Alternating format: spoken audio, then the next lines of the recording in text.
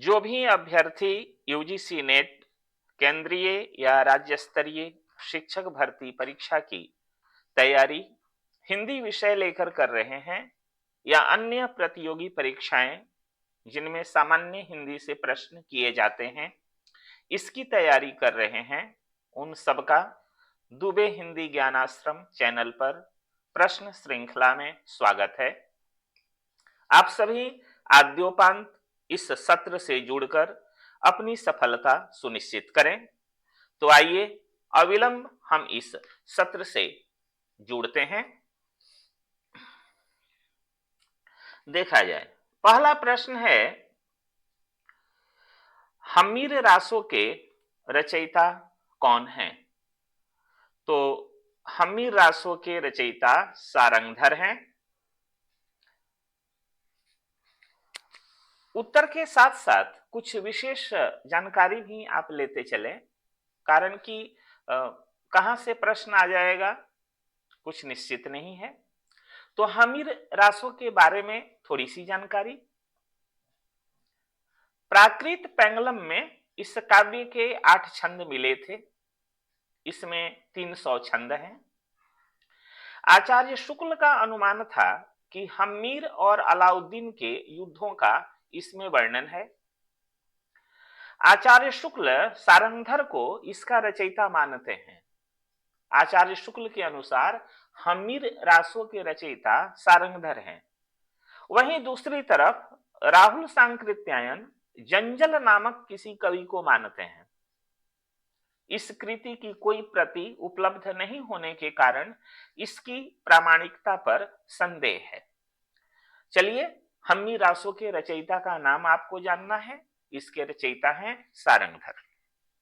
आगे बढ़ते हैं। दूसरा प्रश्न है, सुंदर विलास किसकी रचना है? तो दोस्तों, सुंदर विलास सुंदर दास की रचना है। भक्ति काल से संबद्ध यह प्रश्न है। तो सुंदर दास के गुरु थे दादू दयाल, और सुंदर दास का जन्म जयपुर प्रांत के धोसा नगरी में हुआ था। ये अन्य संत कवियों से भिन्न पढ़े लिखे संत थे तथा काव्य रीति से भी परिचित थे।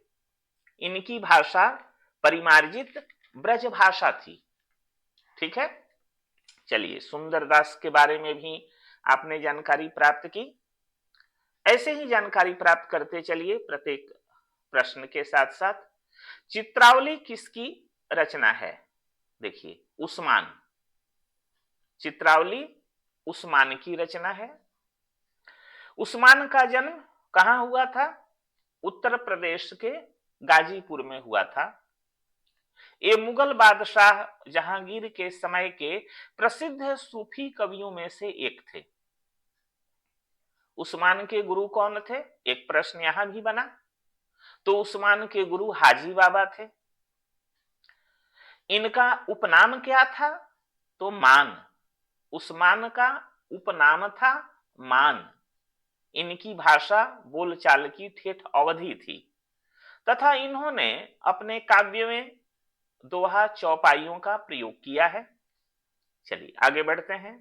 चौथा प्रश्न है, रामायण कथा के रचयिता कौन है? तो रामायण कथा के रचयिता हैं विष्णुदास। इनका जन्म विक्रम संवत 1470 के लगभग ग्वालियर में हुआ था। भगवान विष्णु के प्रति उनकी भक्ति के कारण उन्हें विष्णु साख्यपन्न की उपाधि दी गई थी। यह प्रश्न भी आ सकता है कि विष्णु साख्यपन्न की उपाधि किसे दी गई थी? तो विष्णुदास को, जो रामायण कथा के रचयिता थे। इन्होंने जो रामायण कथा नामक ग्रंथ लिखा वह 3 विशाल कांड एवं 18 सर्गों में है। इसमें राम के राज्याभिषेक तक की कथा है। बहुत बड़ी बात है। चलिए, अगला प्रश्न है, कृष्णदास के गुरु कौन थे? तो कृष्णदास के गुरु थे वल्लभाचार्य, सूरदास के भी गुरु यही थे। तो वल्लभाचार्य इनके गुरु थे। कृष्णदास का जन्म कब हुआ था? 1496 ईस्वी में। कहां हुआ था? गुजरात में। कृष्ण भक्ति के अनन्य प्रेमी होने के कारण इन्हें श्रीनाथ मंदिर का अधिकारी नियुक्त किया गया। इनकी 3 रचनाएं हैं, भ्रमर गीत, प्रेम तत्व निरूपण, जुगलमान चरित। ये अष्टछाप के कवियों में से एक थे। इसके साथ साथ सुकवि और गायक भी थे। आगे बढ़ते हैं।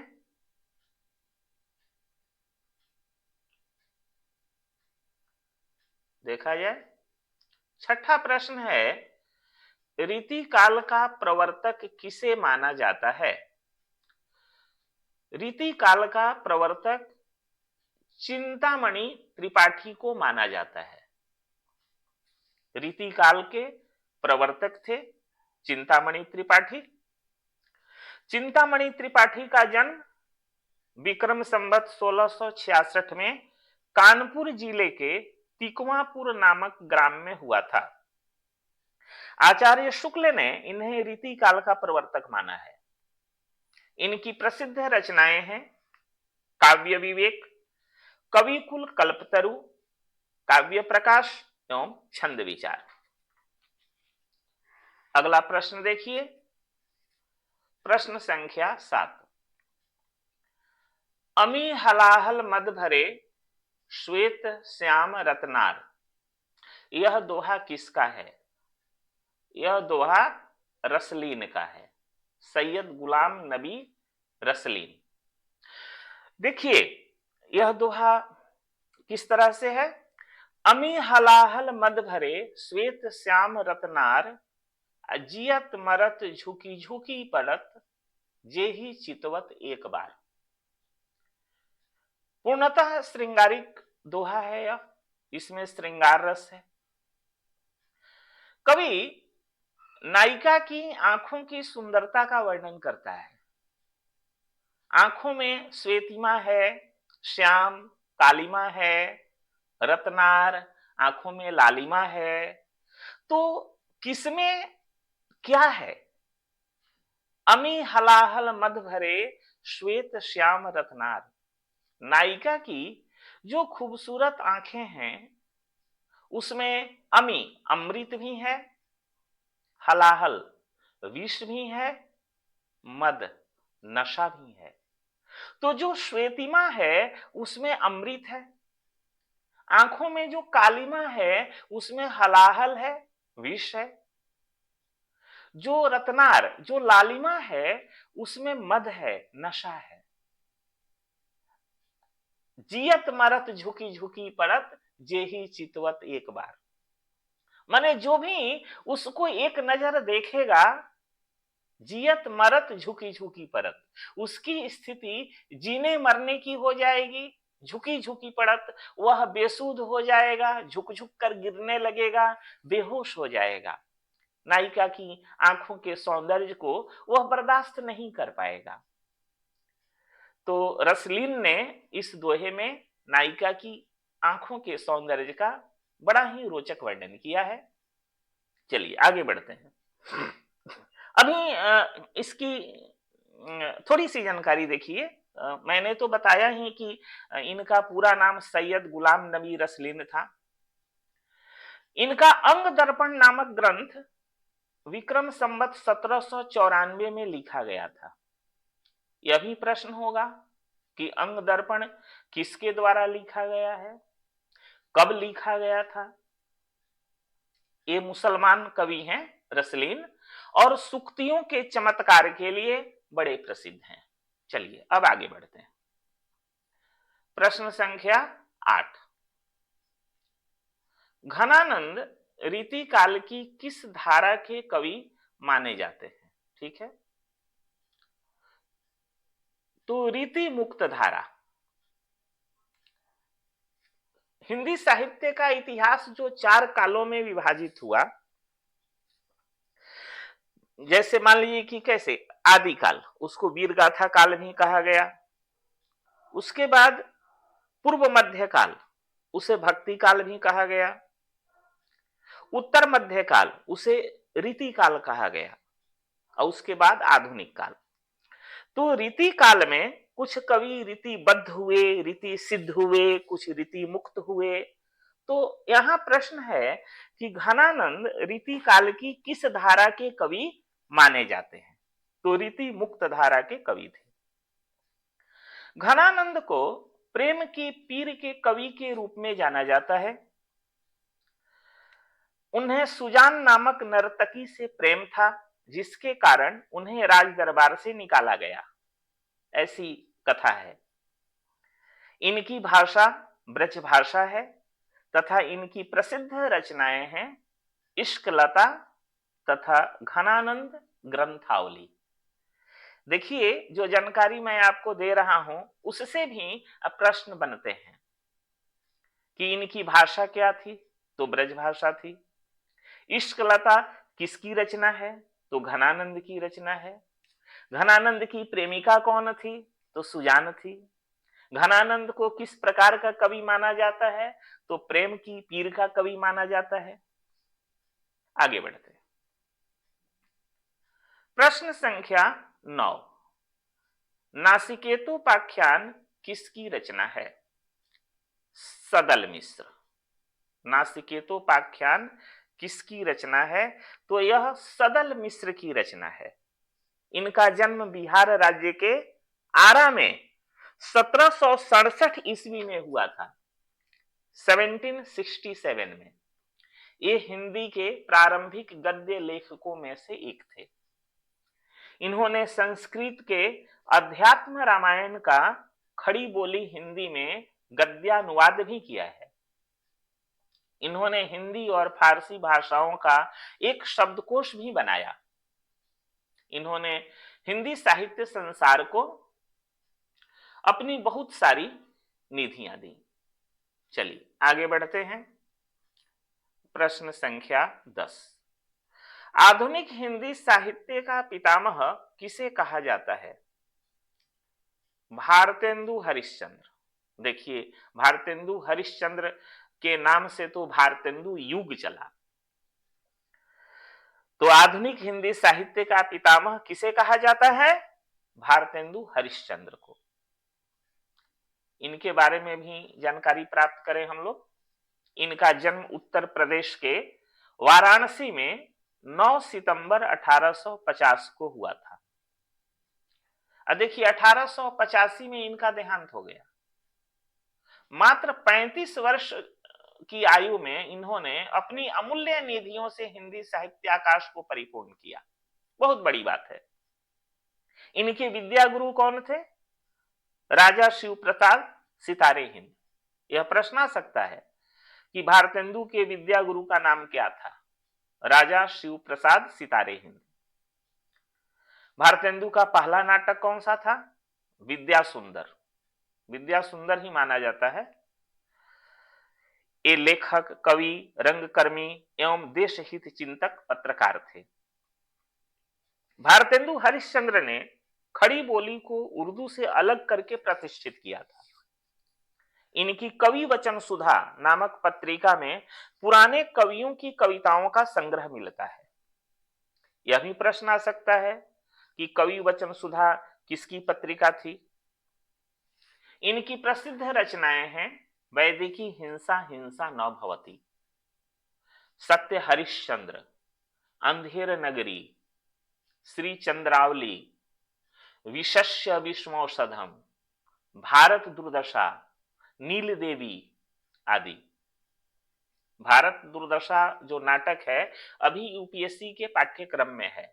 जो भी अभ्यर्थी हिंदी विषय लेकर यूपीएससी की तैयारी करते हैं तो द्वितीय पत्र में भारत दुर्दशा नाटक है। पहले के पाठ्यक्रम में अंधेर नगरी नाटक पढ़ते थे, अभी अंधेर नगरी नहीं है, भारत दुर्दशा। इन्होंने 9 मौलिक नाटकों की रचना की। इनकी अन्य रचनाएं हैं फूलों का गुच्छा। देखिए, इससे मिलती जुलती एक रचना और है फूलों का कुर्ता। तो यह यशपाल की कहानी है। यहाँ है फूलों का गुच्छा, यह भारतेंदु हरिश्चंद्र का है। बकरी विलाप, उर्दू का स्यापा, प्रेम सरोवर, प्रेम फुलवारी, प्रेम मालिका, प्रेम प्रलाप, प्रेम माधुरी, प्रेम तरंग, भक्त सर्वस्व आदि। ऐसे प्रेम प्रेम जुड़ा हुआ रहे किसी शब्द में तो प्रायः इनकी ही रचना मानी जाती है। अगला प्रश्न देखिए, सुंदर अर्थ का प्रतिपादन करने वाले शब्द काव्य कहलाते हैं। तो अपने अपने ढंग से लोगों ने काव्य की परिभाषा दी है। तो सुंदर अर्थ का प्रतिपादन करने वाले शब्द काव्य कहलाते हैं। यह किसका कथन है? ऐसा प्रश्न आता है कि यह किसकी पंक्ति है, किसकी उक्ति है, यह कथन किसका है? तो यह कथन है पंडित जगन्नाथ का। देख लीजिए, सुंदर अर्थ का प्रतिपादन करने वाले शब्द काव्य कहलाते हैं, यह कथन है पंडित जगन्नाथ का। और भी लोग परिभाषा दिए हैं काव्य की, जैसे आचार्य विश्वनाथ ने क्या कहा जी कि रसात्मकम वाक्यम काव्यम, अर्थात रस युक्त वाक्य ही काव्य है। दोस्तों, कविता का बहुत व्यापक क्षेत्र है जिसकी एक विधा है गीत। जो भी कविता है वह गीत है। ध्यान दीजिए, जो भी कविता है वह गीत है, पर हर गीत कविता हो यह आवश्यक नहीं। कविता के नाम पर तो हम लोग तुकबंदी करते हैं, किसी तरह से अंतिम जो पद है उसको मिला देते हैं, समझते हैं कि कविता बन गई, किंतु ऐसी बात नहीं है।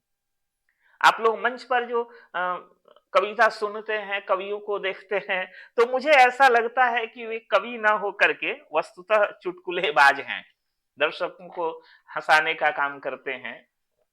उनकी रचनाओं में कहीं कोई कविता जैसी बात नहीं मिलती है। चलिए ठीक है, आगे बढ़ते हैं। प्रश्न संख्या 12, कबीर और बिहारी के दोहे काव्य के किस प्रकार के अंतर्गत आते हैं? ठीक है, तो दोहा एक छंद है। कबीर के दोहे को हम साखी कहते हैं ना। तो कबीर और बिहारी के दोहे काव्य के किस प्रकार के अंतर्गत आते हैं? तो वह मुक्तक काव्य है ना, उसे हम मुक्तक काव्य कहते हैं। मुक्तक का क्या अर्थ होता है? अपने आप में मुक्त, अपने आप में संपूर्ण। अब मुक्तक काव्य के भी दो भेद होते हैं जी, पाठ्य मुक्तक और गेय मुक्तक, है ना। चलिए, कविता से पूर्वापर संबंध नहीं होता है मुक्तक का, ये बिल्कुल स्वतंत्र रचना है। आगे बढ़ते हैं। कहानी के कितने तत्व होते हैं?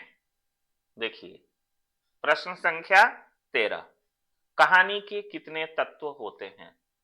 तो कहानी के 6 तत्व होते हैं। कौन कौन से होते हैं जी?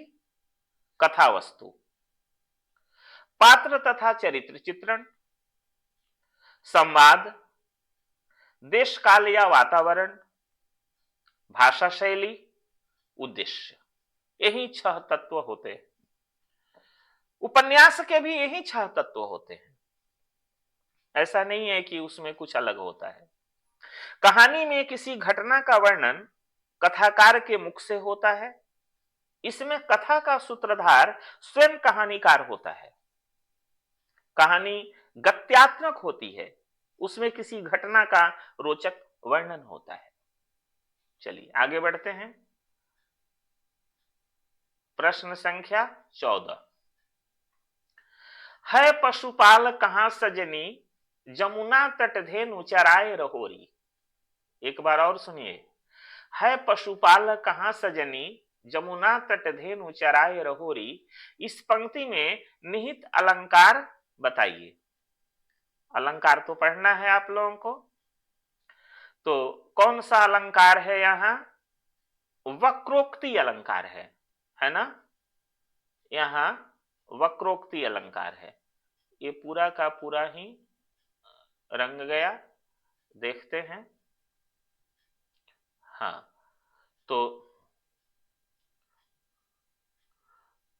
देखा जाए। हाँ हाँ, वक्रोक्ति अलंकार सही हो गया। अब देखिए कैसे समझेंगे कि इसमें वक्रोक्ति अलंकार है पशुपाल कहां सजनी, जमुना तट धेनु चराए रहोरी। देखिए लक्ष्मी कहती है वह पशुपाल कहां है, अर्थात शिव। यहां पशुपाल का अर्थ है शिव। शिव को पशुपति भी कहते हैं, पशुपाल भी कहते हैं। किंतु पार्वती पशुपाल का दूसरा अर्थ पशुओं का पालक कल्पित करके उत्तर देती है, यमुना तट के किनारे गायें चरा रहा होगा। जमुना तट धेनु चराए रहोरी, यमुना तट के किनारे गायें चरा रहा होगा।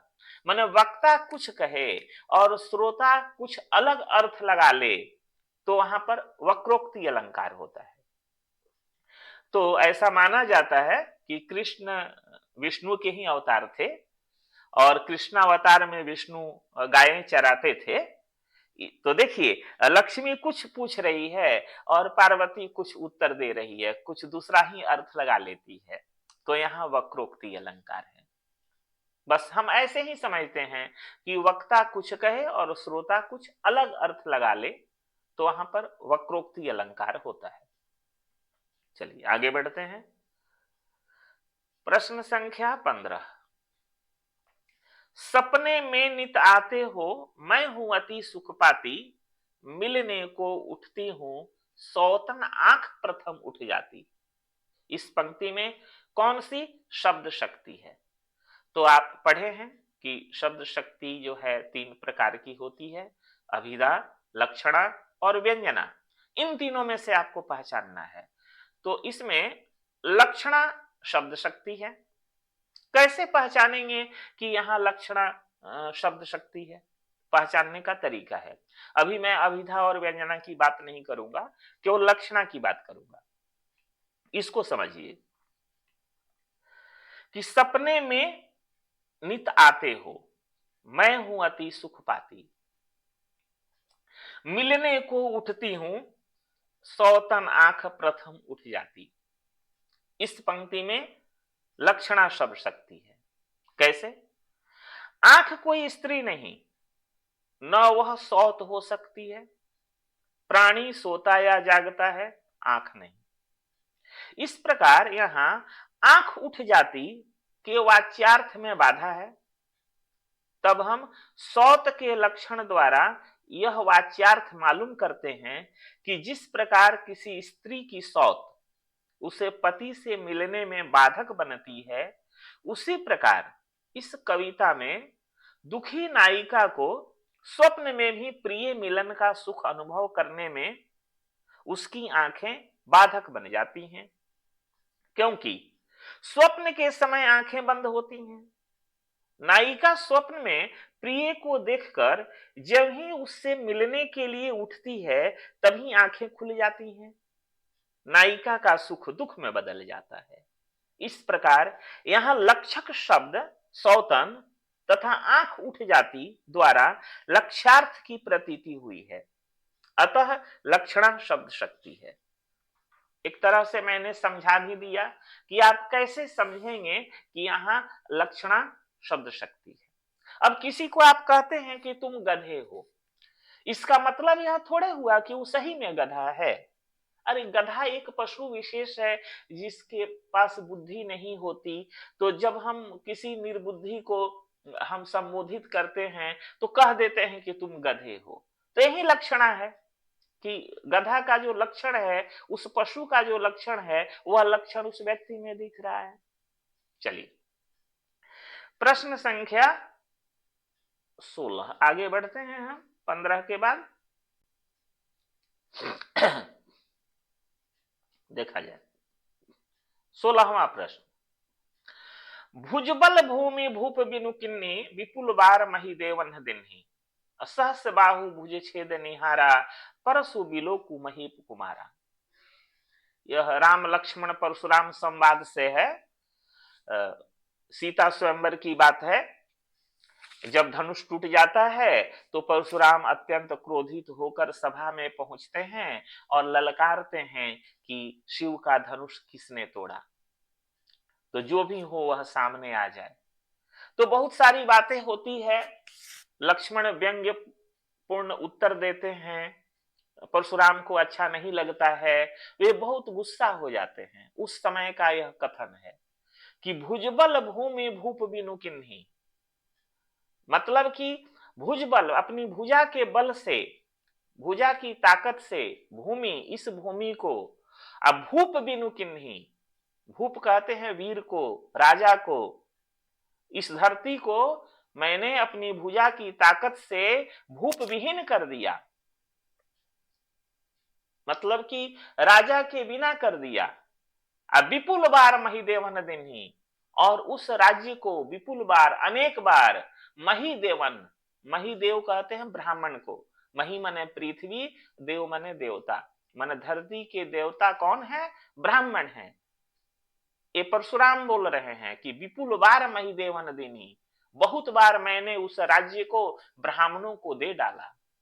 असहस बाहु भुज छेद निहारा, और सहस्त्र बाहु की भुजाओं को छेद निहारा, भुज छेद, भुजाओं को काटने वाला है ना। परशु बिलोकु महीप कुमारा, हे महीप कुमार, हे राजपुत्र, तुम मेरे इस परशु को, माने फरसा को अच्छी तरह से देख लो। लक्ष्मण को धमका रहे हैं। अब प्रश्न है कि इसमें कौन सा रस है, तो देखा जाए इसमें जो रस है वह रौद्र रस है, ठीक है, रौद्र रस है। किसी विपक्षी, असभ्य, अहितकारी शत्रु की धृष्ट चेष्टाओं और क्रियाओं से निज अपमान अथवा अहित आदि के कारण हृदय में जो रोष होता है उसे क्रोध कहते हैं। तो रौद्र रस का स्थायी भाव क्या है, क्रोध है। तो यहां क्रोध हो रहा है ना परशुराम को, लक्ष्मण की जो धृष्टता है, लक्ष्मण जो व्यंग्य वचन बोलते हैं, उससे परशुराम को क्रोध हो रहा है ना। तो इस पंक्ति का आप अर्थ जब निकालेंगे तो आपको पता चलेगा कि लक्ष्मण के ऊपर परशुराम क्रोधित हो रहे हैं।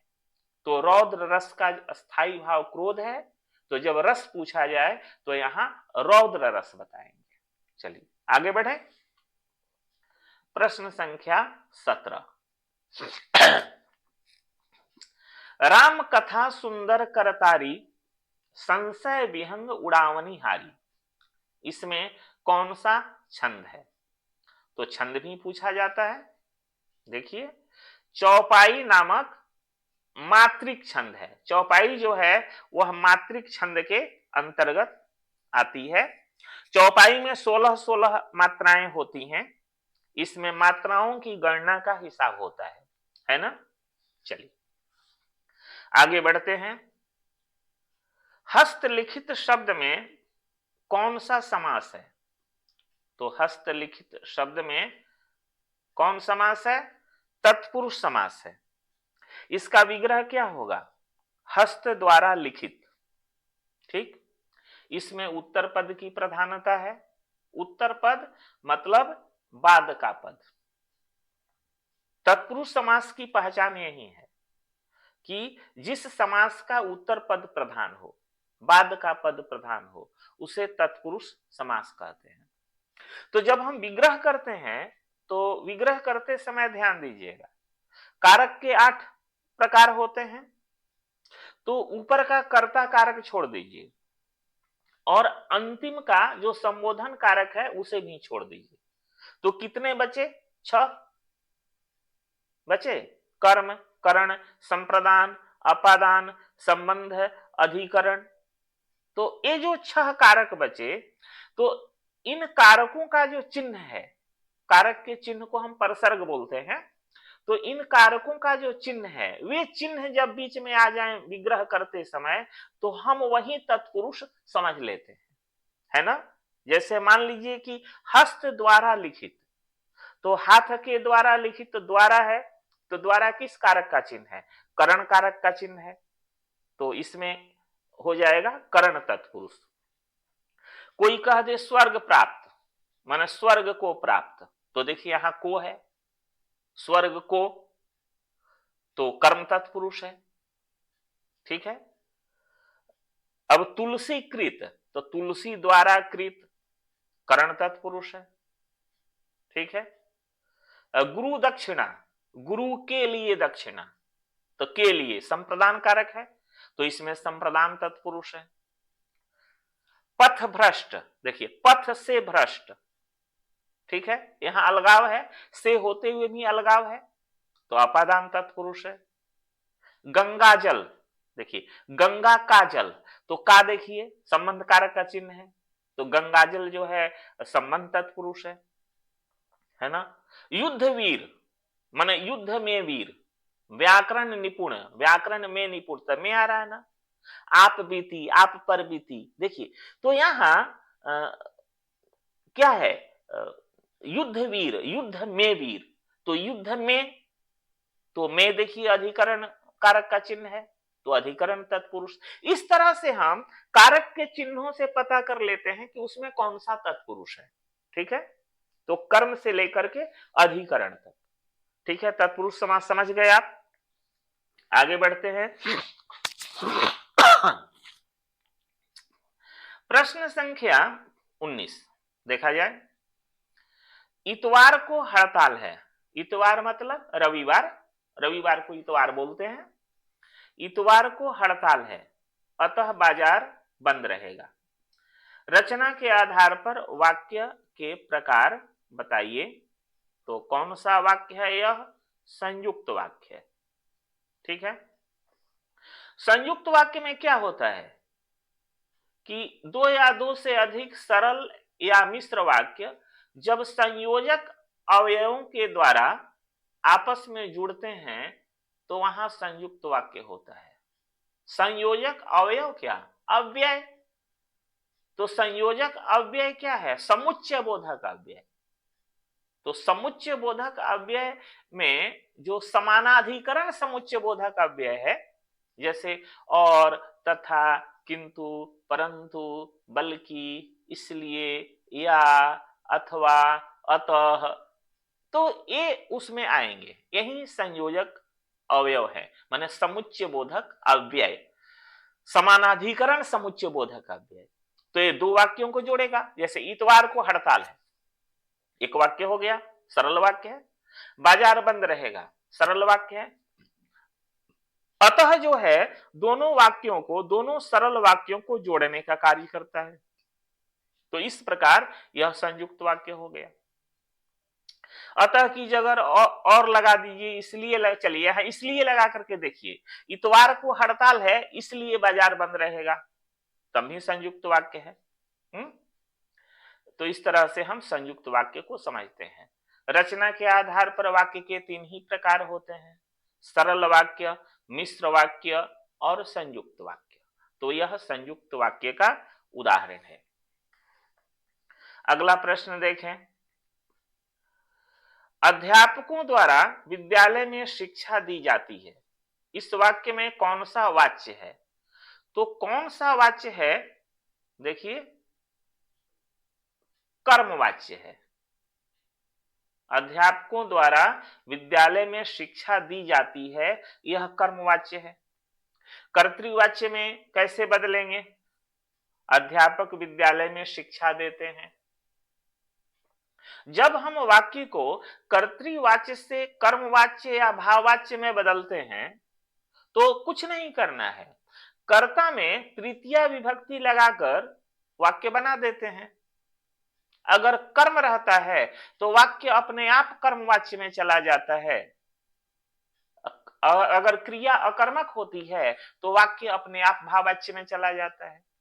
अब यहां देखिए, अध्यापकों द्वारा विद्यालय में शिक्षा दी जाती है, ठीक है, तो दी जाती है क्रिया है, क्या दी जाती है? शिक्षा। अब शिक्षा स्त्रीलिंग है तो दी जाती है क्रिया स्त्रीलिंग है। शिक्षा एक वचन है, दी जाती है क्रिया एक वचन है। कर्मवाच्य की क्रिया हमेशा सकर्मक होती है, अब भाववाच्य की क्रिया हमेशा अकर्मक, एक वचन और पुल्लिंग में होती है। यही ध्यान दीजिएगा। और कर्तृवाच्य में कर्ता की प्रधानता होती है। कर्ता क्रिया के लिंग वचन पुरुष सभी कर्ता के अनुसार होते हैं। इस वाक्य में तो क्रिया के लिंग वचन पुरुष सभी कर्म के अनुसार है, इसलिए वाक्य कर्मवाच्य में है। और देखिए अध्यापकों द्वारा, वहां भी कर्ण कारक का चिन्ह लगा हुआ है, द्वारा। द्वारा की जगह से लगाकर देखिए, अध्यापकों से विद्यालय में शिक्षा दी जाती है, यह भी सही है, कहां गलत है। चलिए आगे बढ़ते हैं। प्रश्न संख्या 21, तुलसी काव्य चिंतन किसकी आलोचनात्मक कृति है? तो देखिए राम प्रतिपाल मिश्र। तुलसी काव्य चिंतन किसकी आलोचनात्मक कृति है? तो राम प्रतिपाल मिश्र की है। आगे देखिए, कब घर में बैठे रहें नाहिन हाट बाजार, मधुमालती मृगावती पोथी दो उचार, यह किसकी उक्ति है? प्रश्न है कि यह किसकी उक्ति है? तो बनारसी दास जैन की उक्ति है। इस तरह के प्रश्न तो आते ही हैं कि यह उक्ति किसकी है, कथन किसका है। आगे बढ़िए। चतुर्थ विश्व हिंदी सम्मेलन कहां हुआ था? बहुत महत्वपूर्ण प्रश्न है। जो भी विश्व हिंदी सम्मेलन होता है उसके बारे में प्रश्न तो आता ही है। तो चतुर्थ विश्व हिंदी सम्मेलन कहां हुआ था? तो मॉरिशस में हुआ था। मॉरिशस में कहां हुआ था पता है? उसकी राजधानी पोर्ट लुई में 2 दिसंबर से 4 दिसंबर 1993 ईस्वी में यह हुआ था, चतुर्थ विश्व हिंदी सम्मेलन। चलिए आगे बढ़ते हैं। मांसलवाद के प्रवर्तक कौन है? मांसलवाद, कई वाद हैं साहित्य में, तो मांसलवाद के प्रवर्तक हैं रामेश्वर शुक्ल अंचल। यह एक साहित्यिक प्रवृत्ति है मांसलवाद, जो छायावाद के उत्तर काल में विकसित हुई, जिसमें भौतिकता और शारीरिक प्रेम वासना का चित्रण किया जाता है। आगे बढ़िए। परिमल की स्थापना कब हुई? तो 1943 ईस्वी 1943 में परिमल की स्थापना हुई। इससे अलग, अच्छा परिमल क्या है भाई? एक नए लेखकों की संस्था थी परिमल। लेकिन परिमल जो है वह निराला का काव्य संग्रह भी है, वह अलग है परिमल, जिसमें छायावाद और प्रगतिवाद की सीमाएं लांघकर लिखी गई कविताएं हैं, तो वह निराला की है कविता। परिमल जो है काव्य संग्रह है निराला का। यहां जिस परिमल की बात हो रही है, परिमल की स्थापना कब हुई? तो 1943 ईस्वी। यह नए लेखकों की संस्था थी। आगे बढ़ते हैं। प्रश्न संख्या 26, नई रोशनी का विष की विधा क्या है? तो नई रोशनी का विष जो है इसकी विधा है नाटक। इसके नाटककार कौन है? बालकृष्ण भट्ट। आप पढ़े होंगे कि हिंदी प्रदीप पत्रिका का संपादन इन्होंने ही किया था। यहां से भी प्रश्न बनेगा कि हिंदी प्रदीप के संपादन उसका संपादन किसने किया, या हिंदी प्रदीप के संपादक कौन थे। नई रोशनी का विष नाटक है तो उसके नाटककार कौन है? चलिए आगे बढ़ते हैं। प्रश्न संख्या 27, चित्ररेखा किसकी रचना है?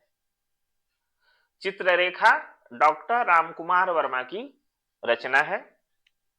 यह मुख्य रूप से रहस्यवाद पर आधारित एक काव्य ग्रंथ है।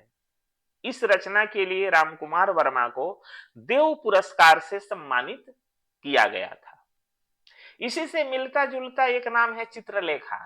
तो चित्रलेखा एक उपन्यास है भगवती चरण वर्मा का, पाप और पुण्य पर आधारित तो वह उपन्यास है। बहुत अच्छा उपन्यास है चित्रलेखा। तो यहाँ चित्ररेखा की बात हो रही है, मिलता जुलता नाम है इसलिए मैंने इसकी चर्चा कर दी। चलिए तो आगे बढ़ते हैं। अपनी खबर किसकी आत्मकथा है?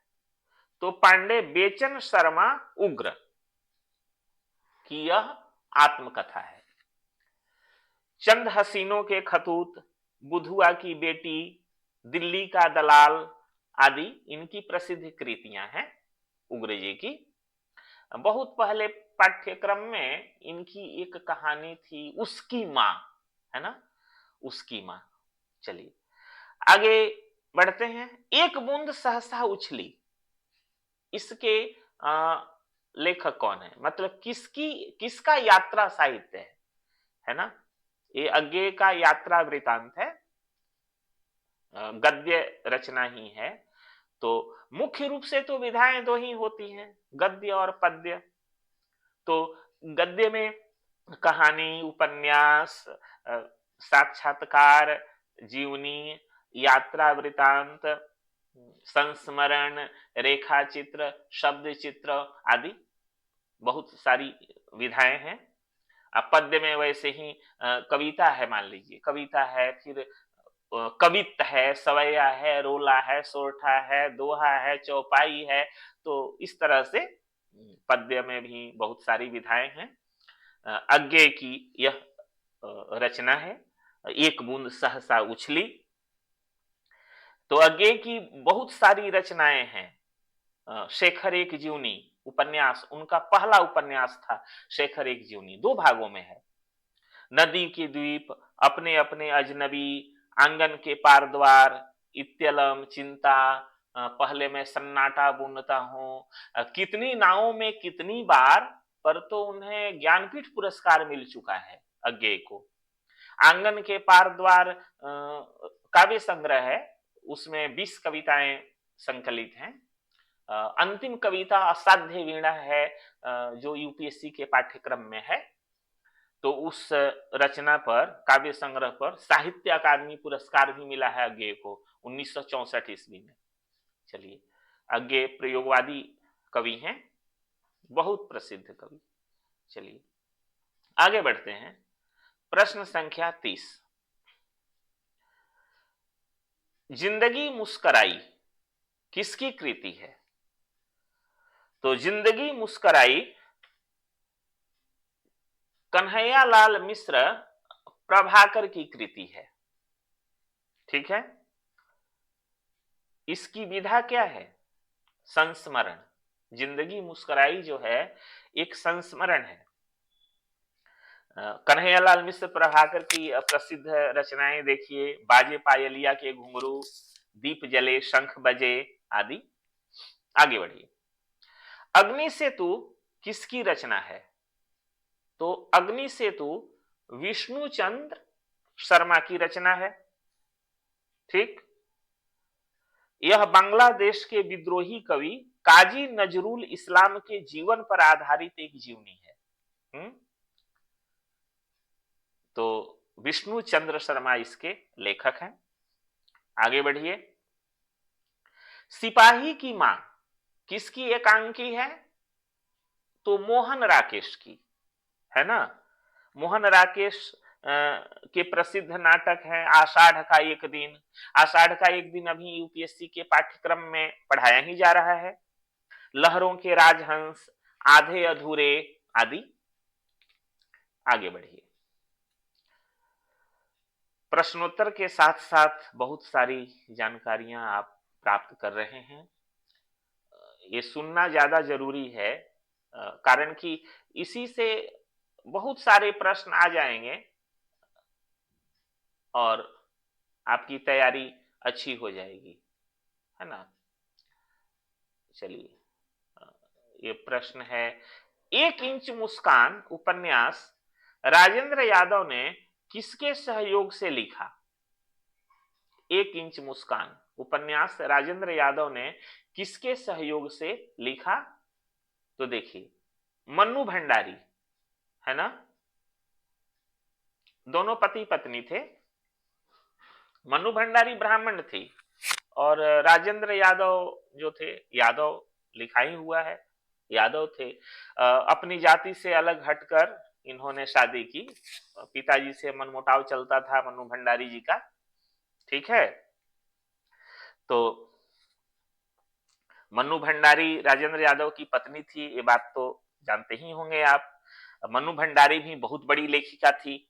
आपका बंटी, महाभोज, देखिए महाभोज अभी यूपीएससी के पाठ्यक्रम में पढ़ाया जा रहा है, उपन्यास है महाभोज। आपका बंटी भी उपन्यास है, स्वामी भी उपन्यास है ना। इस तरह से बहुत चर्चित उपन्यास मन्नू भंडारी जी के हैं। आगे बढ़ते हैं। धर्मवीर भारती का गुनाहों का देवता किस प्रकार का उपन्यास है? प्रकार बतलाना है। उपन्यास तो है, बहुत चर्चित उपन्यास है, आप सब जरूर पढ़े होंगे। तो धर्मवीर भारती का गुनाहों का देवता किस प्रकार का उपन्यास है? तो दोस्तों यह मनोवैज्ञानिक उपन्यास है। इस उपन्यास की खासियत है कि इसे पढ़ते समय कोई भी पाठक अपने आंसू नहीं रोक सकता। और मुझे ऐसा लगता है कि आप साहित्य के विद्यार्थी हैं, धर्मवीर भारती का उपन्यास गुनाहों का देवता नहीं पढ़े हैं, तो समझ लीजिए कि अपने जीवन का बहुत बड़ा भाग आप खो चुके हैं। आपको जरूर पढ़ना चाहिए, क्योंकि साहित्यकार तो संवेदनशील होता है ना। बहुत अच्छा उपन्यास है गुनाहों का देवता। सूरज का सातवां घोड़ा, 11 सपनों का देश, प्रारंभ हुआ समापन, इनके ही उपन्यास हैं। आगे बढ़िए। किस उपन्यास में मुंबई के पास के मछुआरों के जीवन का चित्रण है? किस उपन्यास में मुंबई के पास के मछुआरों के जीवन का चित्रण है? तो सागर, लहरें और मनुष्य। सागर, लहरें और मनुष्य। इसके उपन्यासकार कौन है? उदय शंकर भट्ट। इस उपन्यास ने भट्ट जी को काफी प्रसिद्धि दिलाई है। आगे बढ़िए। प्रभात किस कवि का उपनाम है? तो केदारनाथ मिश्र। कहते हैं केदारनाथ मिश्र प्रभात बोलते हैं। इन्होंने कैकेयी, तप्तगृही और कर्ण जैसे प्रबंध काव्य लिखे हैं। शुभ्रा, श्वेत नील, कलापिनी, कंपन, रीतंभरा, बैठो मेरे पास आदि रचनाएं काफी प्रसिद्ध हैं। मैं रचनाओं की भी बात कर देता हूं। यह भी पूछता है, हमेशा पूछता है कि यह रचना किसकी है।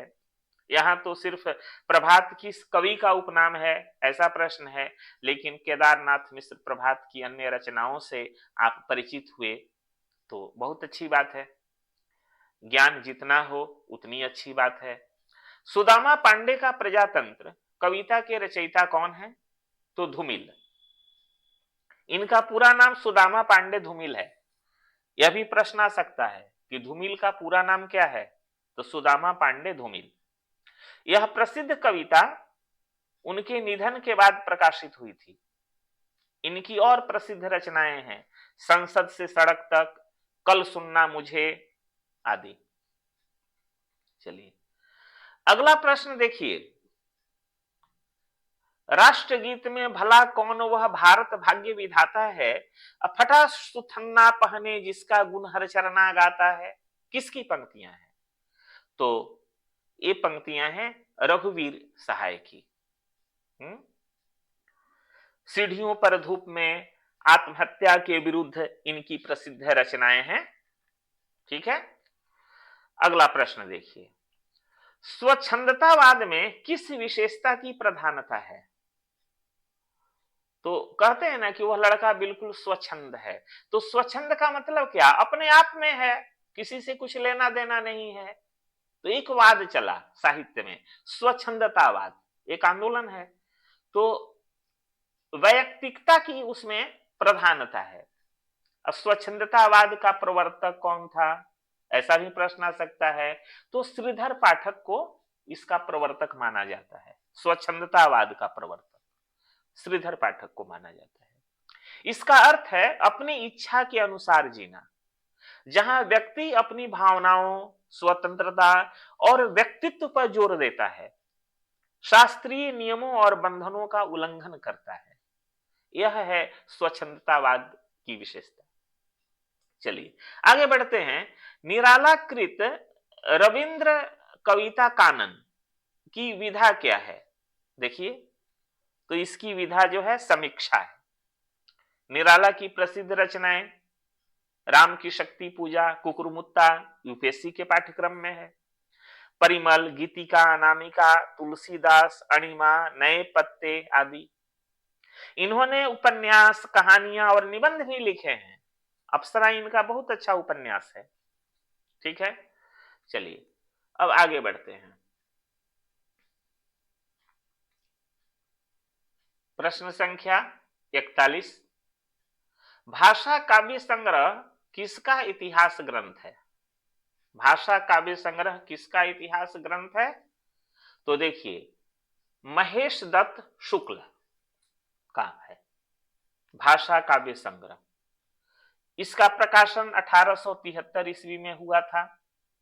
यह ग्रंथ शिवसिंह सेंगर के शिवसिंह सरोज के निर्माण में एक महत्वपूर्ण स्रोत था। इतनी जानकारी मिली आपको। आगे बढ़ते हैं। चीनी तिब्बती भाषा समूह बोलने वाले को क्या कहा जाता है? तो देखिए, निषाद। निषाद का अर्थ तो मल्लाह होता है, लेकिन यहां देखिए चीनी तिब्बती भाषा समूह बोलने वाले को निषाद कहा जाता था। चरचरी किसे कहते हैं? यह प्रश्न संभवतः आप पहली बार सुने होंगे, चरचरी शब्द सुने होंगे। किसे कहते हैं?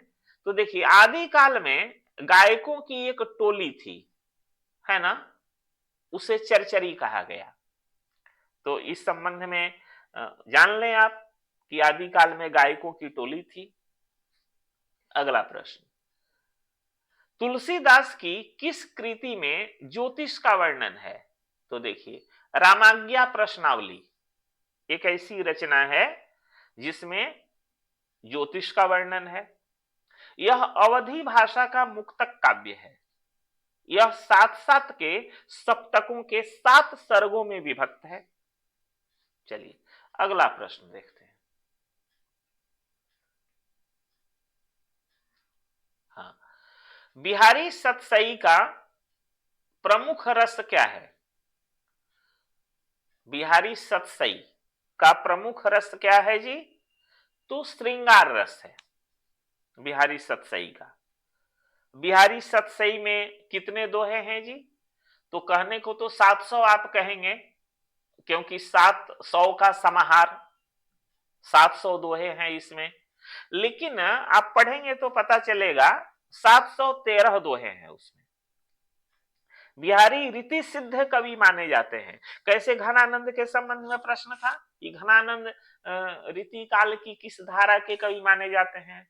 तो घनानंद रीति मुक्त कवि माने जाते हैं, तो वहीं बिहारी जो हैं रीति सिद्ध कवि माने जाते हैं। और मात्र एक पुस्तक बिहारी सतसई की रचना करके बिहारी हिंदी साहित्य संसार में अमर हो गए। बहुत बड़ी बात है कि नहीं है? बहुत सारे लेखकों ने बहुत सारी रचनाएं की और बिहारी ने मात्र एक पुस्तक की रचना की, बिहारी सतसई। आगे बढ़ते हैं। सूफी काव्य को रोमांटिक काव्य किसने कहा? बहुत महत्वपूर्ण प्रश्न है यह। सूफी काव्य को रोमांटिक काव्य किसने कहा? तो गणपति चंद्र गुप्त ने कहा। इन्होंने हिंदी साहित्य का वैज्ञानिक इतिहास लिखा है। किसने? गणपति चंद्र गुप्त ने। और हिंदी साहित्य का वैज्ञानिक इतिहास जो है उसका प्रकाशन कब हुआ? 1965 ईस्वी में हुआ, 1965 में। आगे बढ़ते हैं। बिंब का जादूगर किसे कहा जाता है? केदारनाथ सिंह को बिंब का जादूगर कहा जाता है। कविता में बिंब का बहुत अधिक महत्व है। यह अमूर्त विचारों और भावनाओं को एक ठोस संवेदी रूप प्रदान करता है, जिससे पाठक उन्हें गहराई से महसूस कर पाते हैं। इसलिए बिंब चाहिए कविता में। अगला प्रश्न देखिए। हिंदी साहित्य में सुदर्शन चक्र का अवतार किसे माना जाता है? तो सुदर्शन चक्र का अवतार माना जाता है निम्बार्काचार्य को। ठीक है, द्वैत संप्रदाय के प्रवर्तक यही थे। इन्होंने निम्बार्क संप्रदाय की स्थापना की। उन्हें राधा और कृष्ण की भक्ति के प्रसार का श्रेय भी दिया जाता है। ठीक, अब धीरे धीरे हम लोग अंतिम मुकाम पर हैं। प्रश्न संख्या 49 देखिए, रास पंचाध्यायी किस छंद में विरचित है? तो देखिए, रास पंचाध्यायी जो है वह रोला छंद में विरचित है। जब छंद पढ़ाऊंगा तो सब कुछ स्पष्ट हो जाएगा कि किस रचना में कितने कौन सी रचना किस छंद में है, किसमें कितनी मात्राएं होती है, कौन सा वर्णिक है। तो देखा जाए, अभी तो हम लोग रास पंचाध्यायी की बात करते हैं। किस छंद में विरचित है? रोला में। इसके रचयिता नंददास हैं, जो अष्टछाप के एक प्रसिद्ध कवि हैं। यह रचना मूल रूप से श्रीमद् भागवत पुराण के 5 अध्यायों का हिंदी में अनुवाद है, यह भी जानना चाहिए। ठीक है, चलिए अगला प्रश्न देखिए, नए साहित्य का सौंदर्य शास्त्र किसका इतिहास ग्रंथ है? नए साहित्य का सौंदर्य शास्त्र किसका इतिहास ग्रंथ है? तो यह मुक्तिबोध का है। ठीक, मुक्तिबोध का पूरा नाम क्या है जी? गजानन माधव मुक्तिबोध। यह साहित्य सौंदर्य बोध, विचारधारा और सामाजिक सरोकारों पर मुक्तिबोध के मौलिक चिंतन को प्रस्तुत करता है। यह जो इतिहास ग्रंथ है नए साहित्य का सौंदर्य शास्त्र, इसमें क्या है जी? तो साहित्य सौंदर्य बोध, विचारधारा और सामाजिक सरोकारों पर मुक्तिबोध के मौलिक चिंतन को प्रस्तुत करता है, जिसमें यथार्थ, आत्मसंघर्ष और जटिलता को साहित्य का आधार माना गया है। इस पुस्तक में क्या है, इसकी चर्चा हुई। अब देखिए प्रश्न संख्या 51 इस सत्र का अंतिम प्रश्न आप सभी परीक्षार्थियों के लिए है, सभी अभ्यर्थियों के लिए है। इसका उत्तर कमेंट बॉक्स में बता दीजिएगा, इससे पता चलेगा कि आप प्रश्नों के अन्वेषी एवं जिज्ञासु हैं। प्रश्न है, किस रचना को जैनी रामायण कहा जाता है? बस अंतिम प्रश्न जो है आपके लिए। ठीक है, तो रहने दिया जाए, आज सिर्फ इतना ही। फिर मिलते हैं अगले सत्र में। तो अगले सत्र में फिर प्रश्न श्रृंखला लेकर मैं उपस्थित होऊंगा। मैं 50 प्रश्न ही बनाता हूं और उत्तर एक एक शब्द में आपको मिल जाता है। ठीक है, तो शुभ विदा।